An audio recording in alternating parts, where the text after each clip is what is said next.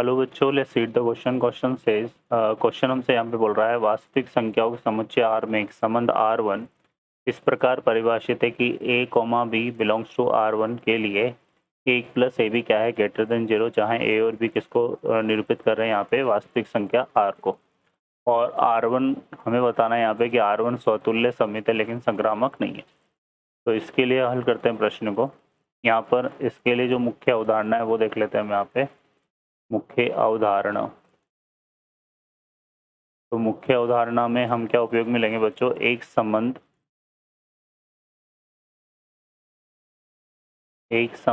R समुच्चय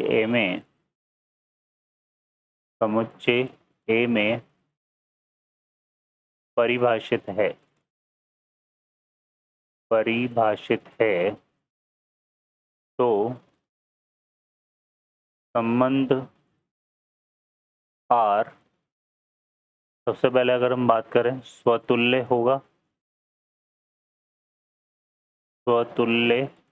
होगा यदि a, a बिलोंग कर रहा हो किसको? R को, सभी a बिलोंग्स टू a के लिए। ठीक है। दूसरा हम बात करें सम्मित होगा यदि a, b बिलोंग कर रहा हो किसको? R को, और b, a भी किसको बिलोंग करे? R को। यहाँ पर इम्प्लाइज की बात करेंगे। b, a belongs to R, सभी a, b belongs to R के लिए। और संक्रामक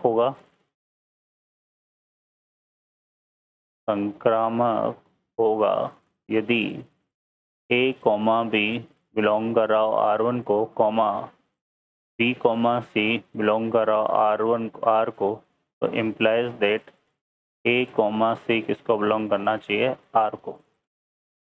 ठीक है बच्चों, तो ये हमारे पास संबंध R क्या होगा? संक्रामक होगा। ठीक है, तो ये हमारे पास आ जाएगा। अब हम देखिए हल करते हैं प्रश्न को।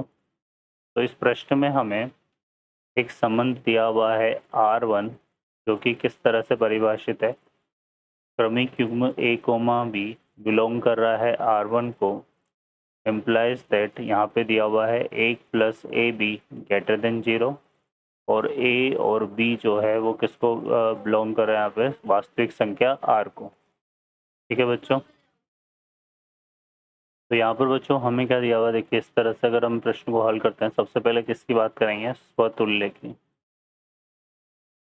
तो स्वतुल्य में हम यहाँ पर देखेंगे क्या लेंगे? a, a belongs to R1। तो ये हमारे पास कैसे परिभाषित होगा? 1 प्लस a स्क्वायर, क्योंकि a और b दोनों की जगह a आएगा तो a गुणा a आएगा, और ये हमेशा क्या होगा? धनात्मक होगा। किसके लिए? सभी a बिलोंग्स टू R के लिए। मतलब हम ये बोल सकते हैं कि जो R1 है वो हमारे पास क्या होगा? स्वतुल्य है। ठीक है, अब हम बात करेंगे इसकी सम्मित की, है ना? सम्मित की बात करेंगे यहाँ पे। तो सम्मित में हम क्या लेते हैं यहाँ पर? a, b belongs to R1। तो यहाँ से आ जाएगा हमारे पास 1 प्लस ए बी क्या होगा? ग्रेटर देन 0, है ना? और सभी हमारे पास a और b।